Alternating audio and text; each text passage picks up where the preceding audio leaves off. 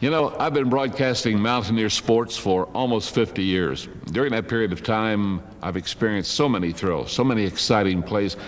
I can't recall all of them, but one thing that I have lodged in my mind, the 1994 season, possibly the greatest comeback of any Mountaineer team in history. I just happened to bring this book along, telling the story. It was the worst of times, and it was the best of times. It was a season of darkness, and then it was a season of light. The 1994 West Virginia football season will be remembered as one of the biggest comebacks in Mountaineer history. A group of young men rallied together at mid-season to turn doubters into the strongest of believers. Once having nothing before them, they engineered a turnaround that brought the best of everything. This team never gave up when many thought it would. By fighting on and winning the hearts of their strong following, the Mountaineers turned a September of despair into an autumn of hope. So sit back and enjoy our story. As you will find, it is a tale of two seasons.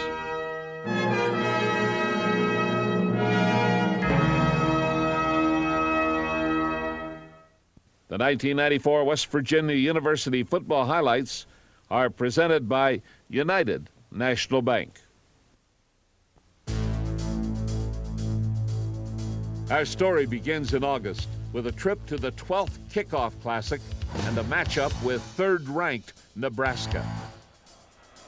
The hoopla surrounding this event resembled a bowl atmosphere.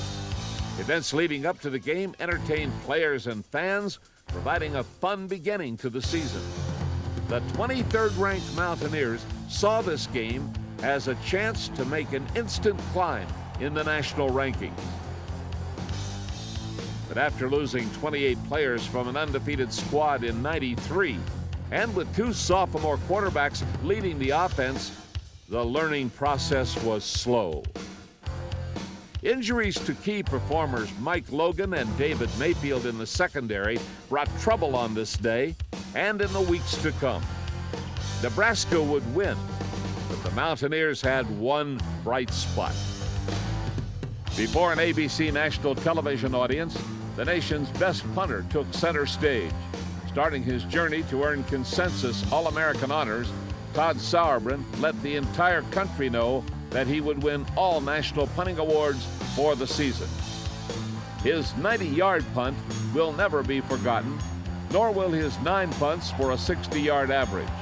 The college football world looked on in amazement.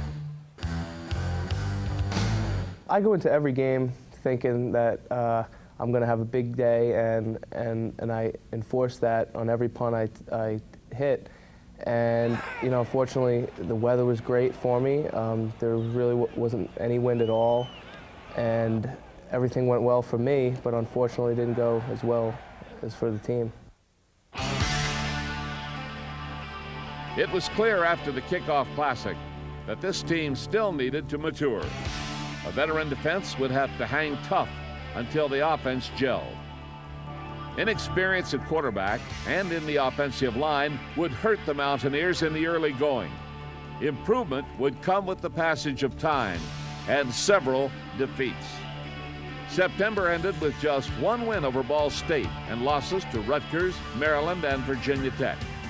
Despite the 1-4 record, Coach Don Nehlen saw some positive play.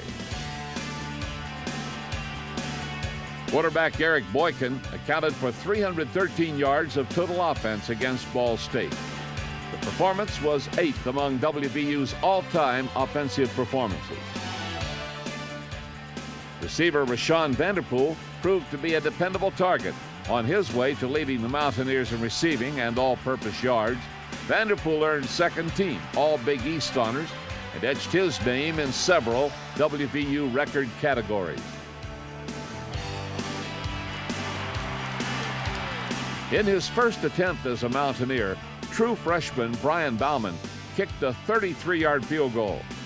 It just happened to be a last-second game winner. Bauman would go on to solidify the position and earn second-team conference honors. At Rutgers, Lovett Purnell showed that the Mountaineers had an offensive threat at tight end. His 7 catches were the most by a WVU tight end since 1981.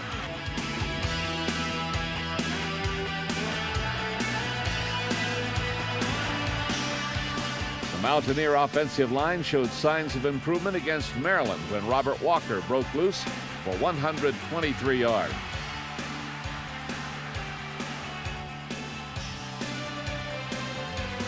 A force on the WVU defense was emerging.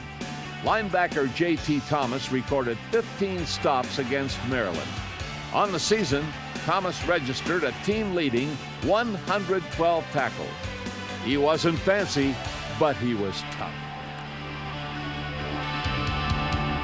Against Virginia Tech, Aaron Beasley took over the nation's lead in interceptions with 3 in the game. The performance propelled the cornerback to first-team All-Big East honors.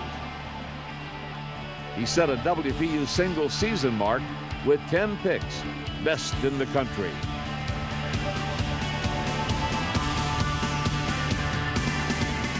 Receiver Zach Abraham pulled in 3 catches for 55 yards against Tech. As fans would find out in the weeks to come, if the ball was near him, Abraham was going to catch it. Quarterback Chad Johnston impressed the coaches with his toughness under pressure at Tech. His numbers weren't great, but his poise earned him the starting nod at Missouri. Through 5 games, the nucleus was there despite the 1-4 record. Could this team stay together and fight through adversity? I have to give a lot of credit to our senior class, because I think any time that you're a football team that's won 1 game and lost 4, it would be very easy for a team to quit. But we had leadership at the key positions. The coaches continued to lead, but the seniors led that team, and I think they're the reason we were able to climb right out of that daggone tunnel. Our next chapter opens on October 1st and a trip west to meet the Missouri Tigers. The game was crucial for WVU. The team was tired of losing. That day, the second season began. The Mountaineers were all business and never let Missouri get in the game. Regaining the starting quarterback job, Chad Johnston was determined to make the most of it.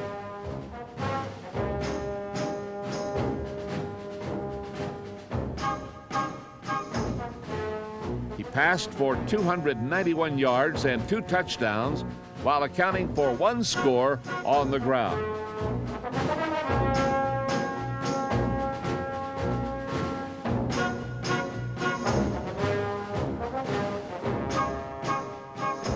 When West Virginia runs effectively, it wins, and the Mountaineer ground game was starting to come alive.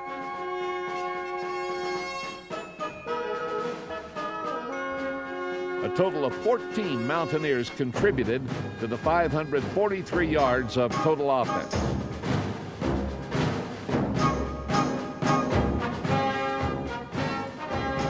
The Mountaineer defense dominated. David Mayfield was back from injury. The Tigers could only muster a touchdown in the final seconds.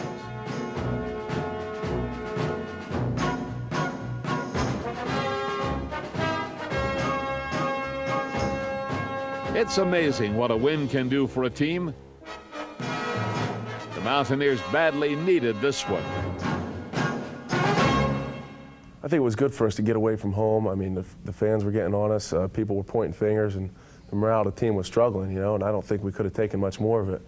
But we went out there, and we got up for that game. We stayed focused, and we got a real big win, and that set the tone for the rest of the season. A much-needed open week provided time to heal wounds before the 87th backyard brawl with Pitt.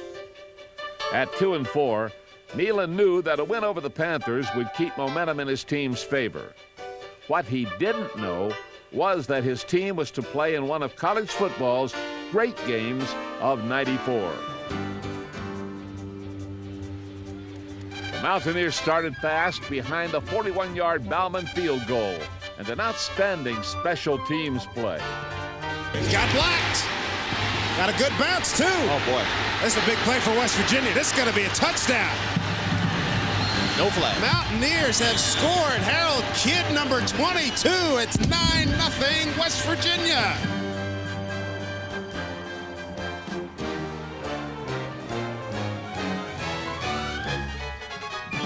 The ball took a funny roll, it took a funny bounce, and it bounced while I was running, and I looked at the ball, and it bounced right back in my hands, and I took off for a 60-yard touchdown.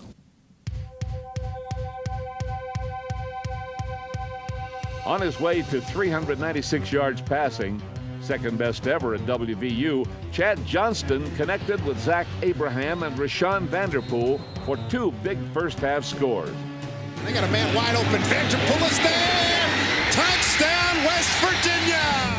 The fans did not know that this was only a bit of foreshadowing.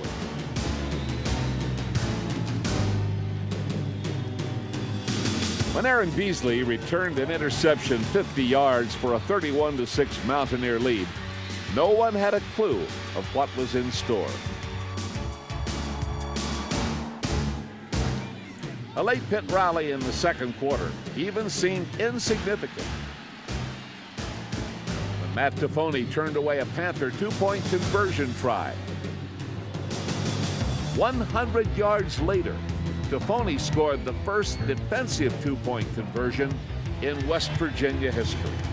WVU led at the half 33-19. However, the Panthers, using 5 wide receivers, staged a furious second-half comeback and tied the score at 33 early in the fourth. What? Can he pick it up and go? Let's see. He got the bounce. What a bounce. That's Tom Bart. Can he get the block? He's going to go. No flag. Touchdown, Pittsburgh.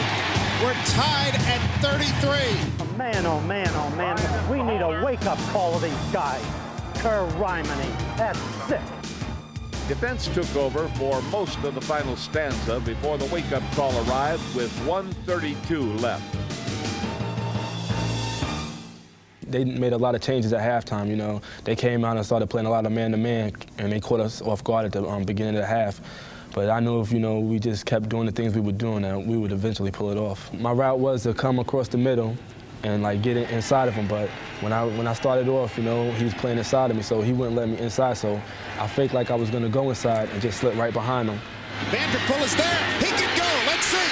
40, 30, 20, 10, 5. Touchdown, West Virginia. He broke one. Salvation for Rashawn Vanderpool. 81 yards, and West Virginia takes the lead. That 81-yard score was the 7th longest in school history. It gave West Virginia a 40-33 lead. Then the Mountaineers' worst nightmare came true. Behind the passing of John Ryan, Pitt marched down the field to score and led 41-40 when Ryan converted the 2-point attempt. It was gut check time. A big lead had evaporated and a loss would have been devastating. But on this day, Mountaineer fans learned that their team had heart. 38 seconds remained. After a Johnston scramble, the sophomore threw a pass that kept the second season alive. 24 seconds to go. Johnston. They run a game. Tyler Young forces him. He's got a man down the sideline. Oh, he's got it! Touchdown, West Virginia! Zach Abraham and the Mountaineers are back on top with 15 seconds to go. We were just going to run the same play over and over again, which is basically just all the receivers running streaks down the field. And Chad was going to eye up who he saw was open and just try to get as much yardage as we could to get close enough for a field goal to try to win it. It was kind of simple play, really. We ran 4 verticals straight down the field. All 4 wideouts just ran streaks. And you know, the play before, we ran the same play, and I stepped up in the pocket, and I think the DB saw me run out, and I ran for about 10 or 12 yards, I think. Chad started to scramble there, and the DB started to hesitate a little bit and sort of stopped in his tracks. I just kept running, and when he hesitated, I just looked back and saw Chad throwing the ball, and Zach ran a great route, just kept going, just hustled, and I threw it on the run to him. There's Abraham to pull it in. Abraham is a 10, a touchdown. Holy moly! A West Virginia touchdown. When the dust cleared, the two teams combined for 983 yards of total offense. Vanderpool had amassed a record 205 yards receiving, and every kid in the state wanted to be Zach Abraham. With about 20 seconds to go, we're behind in the game. Lo and behold, with 10 seconds to go, we're back ahead. And I think that play from Chad to Zach was the biggest play of our season. And from then on, we became a real good football team because our kids then really believed we could get it done. The only blemish in the second season was to 6th-ranked Miami. The Hurricanes avenged last year's defeat to the Mountaineers, who did manage a score in the final period. 4 games were left for the 3-5 Mountaineers.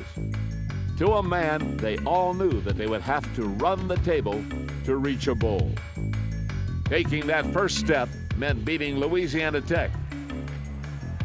West Virginia amassed 549 yards of total offense in the homecoming game. 7 Mountaineers scored in the rout, led by Van Washington's record-setting 2 interception returns for touchdowns. It's intercepted, Van Washington. Can he? Yes, he will. All the way for 6. Martin intercepted again by Van Washington. Will there be 2? Yes, there will be.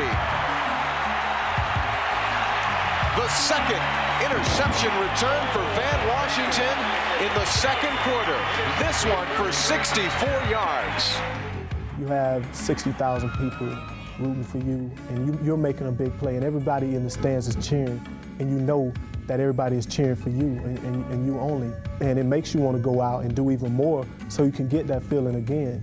And I guess you could say that all of the good players, they kind of become addicted to that feeling, and they want to go out and want to make big plays, and they thrive on making big plays. It was a convincing win and a huge confidence booster. Mission number 1 complete. The final road game of the year at Temple was next. Into the end zone for McCulty. And McCulty makes the touchdown grab. With the 55-17 win, the Mountaineers totaled 107 points and had a 2-game winning streak. Picked off by Aaron Beasley. The nation's leader in interceptions has his 10th of the season and a touchdown. Fullback Cantroy Barber burst through the Owl defense for 3 scores. Zach Abraham pulled in 3 catches for 122 yards and 2 scores.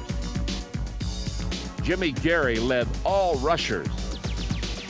Chad Johnston totaled 276 yards of total offense, and the Mountaineers reached the 500 mark.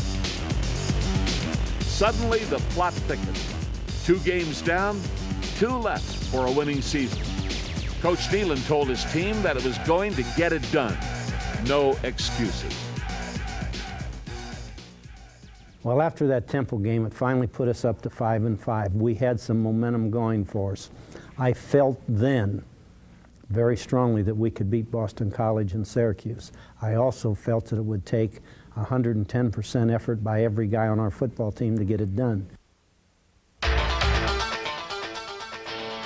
Anticipation filled Mountaineer Field for the Big East clash with Boston College.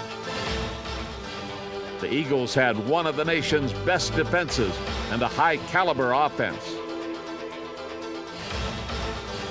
On this day, BC ran into a determined group of Mountaineers.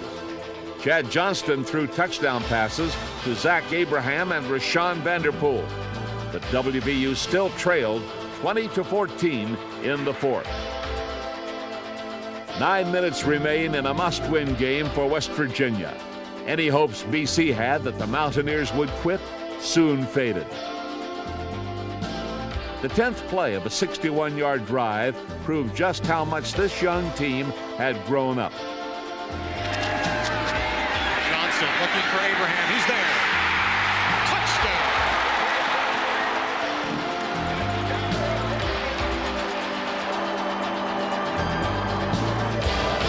The swarming West Virginia defense held BC to just 5 rushing yards.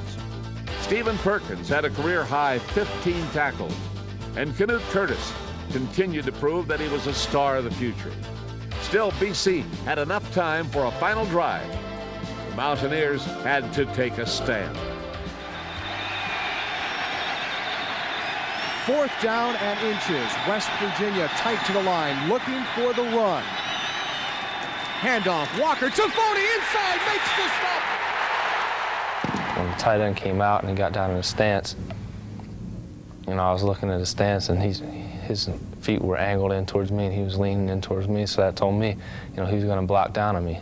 As soon as the ball snapped, I just jumped in the gap, and he didn't touch me, and I just ran in there and hit the ball carrier. You know, that's when the guy's supposed to show up, and you know, I did it that game, and some other guys did it, you know, the rest of the other games of the season. It just happened to be me in this, you know, this game. The Mountaineers had risen to the challenge. One mission left: beat Syracuse. Syracuse, you next, baby!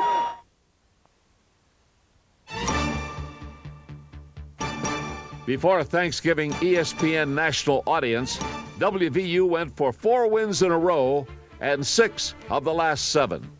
A New Year's Bowl invitation was on the line. West Virginia's defense was again fantastic. Holding Syracuse to just 51 yards rushing, the Mountaineers had the Orangemen running for their lives all night long.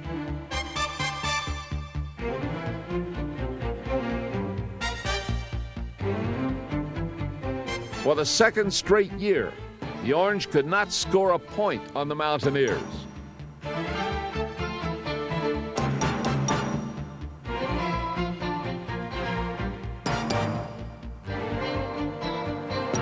Mountaineer offense wasn't flashy.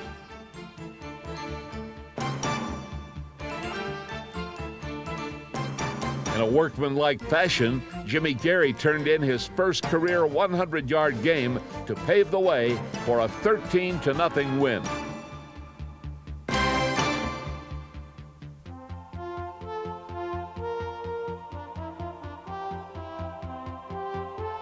To the joy of an entire state, the Mountaineers had completed the best turnaround in school history.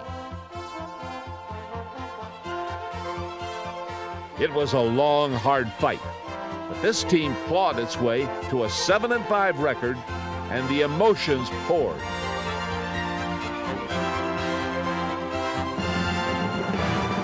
You guys are special in that I don't think I've ever had a team that's ever done what you guys have done. We were down and out. At least that's what everybody thought except us. And by hanging together, together, we worked our butts off and got it done.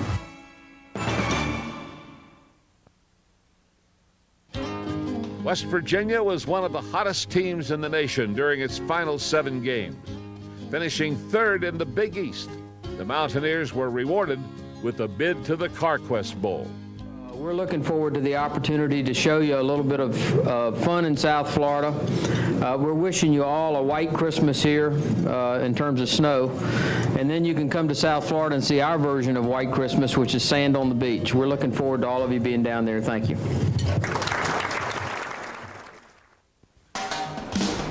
Our story's final chapter takes us to sunny Fort Lauderdale.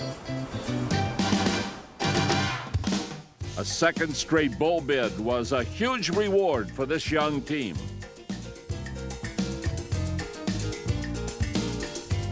The Florida weather provided plenty of time for fun in the sun. Bowl functions and outings entertained the players who mixed pleasure with the business at hand, preparing for the South Carolina Gamecocks.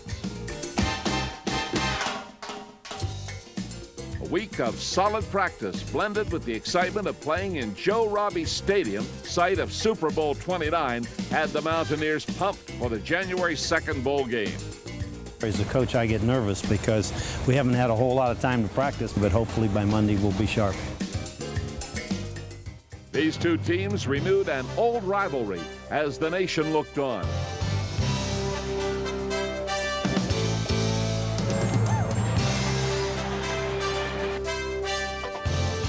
Gamecock quarterback Steve Tannehill led his team to an early 10-0 advantage. But the Mountaineers had been through too much together to let this game get out of hand. Rallying behind the passing of Chad Johnston and the running of a healthy Robert Walker, the Mountaineers turned the contest into one of the day's best bowl games. Walker's season-high 132 yards rushing and 1 touchdown provided the early spark. Johnston's 2 TDs to Lovett Purnell pulled WVU to within 3 at 24-21 with a quarter left to play. However, key drives in the 4th period produced no points. Even though the Mountaineers had one last chance in the final minute, the 3-point defeat brought a frustrating end to a long season. The disappointment of the CarQuest Bowl is overshadowed by all the positives 1994 brought. The best turnaround in school history was orchestrated by a group of men who bettered themselves by learning how to stay together and refusing to quit. On defense, performers like Tafoni, Hawkins, Thomas, Curtis, and Beasley took charge. Young talent like Van Washington and Charles Emmanuel matured and will be a force for the future. On offense, Captain Tom Robsock led by example, and so did Zach Abraham, Rashawn Vanderpool, and Chad Johnston. Disappointment, frustration. After 1 month, most had left the Mountaineers for dead. But Don Nealon and his staff stuck with this team after a 1-4 start. These Mountaineers continued forward, resuscitated by big plays throughout the year that brought them to life and pulled them together. Yes, there were bad and good times through 13 games. But by learning from the bad, the Mountaineers completed a great comeback and were rewarded with the knowledge of what unity and perseverance can bring. In this tale of 2 seasons, the '94 Mountaineers cried together, then laughed together. History will remember the '94 Mountaineers for their ability to pull off the unexpected. History will treat this group just fine. The 1994 West Virginia University football highlights have been presented by United National Bank.